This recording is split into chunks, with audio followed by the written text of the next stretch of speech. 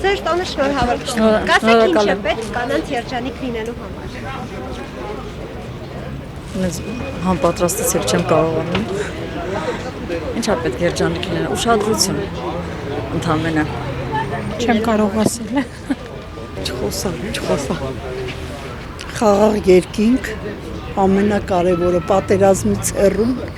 մեր երիտասարդներն էլ երջանկություն, առողջություն, ուրիշ բան չեմ կարող ասել։ Շատ քիչ բան։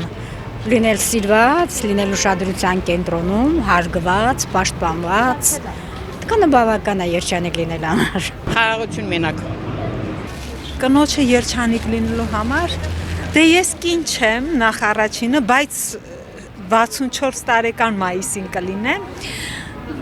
դե մազերս միշտ ներկում ֆենում եմ շատ արտաքին տեսքս շատ սիրուն երևա,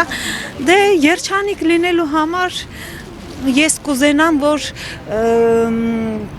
խաղաղություն լինի ու հայերը ընդհանրապես Ադրբեջանից, Թուրքիայից չվախենան, էլի, նրանց հայերը իրանց աչքները հանեն, ոնց որ էդ էլի։ Ձեր տոնը շնորհավոր։ Կասեք ինչ է պետք կնոջը երջանիկ լինելու համար։ Կնոջը երջանիկ լինելու համար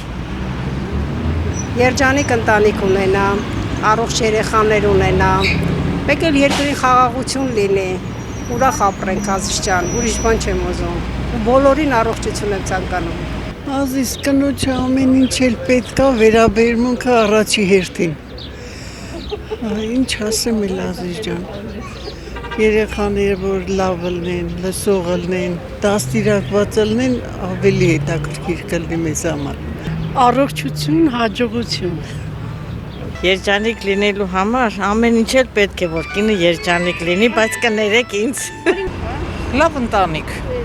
Առողջություն, գործերի մեջ հաջողություն։ Խաղաղություն թող լինի երկրի վրա եւ բոլորս երջանիկ կլինենք։ Ծաղիկներ, սեր։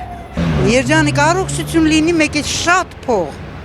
Այդ երկուսը Հոգատարություն, ամենակարևորը գնահատված լինել։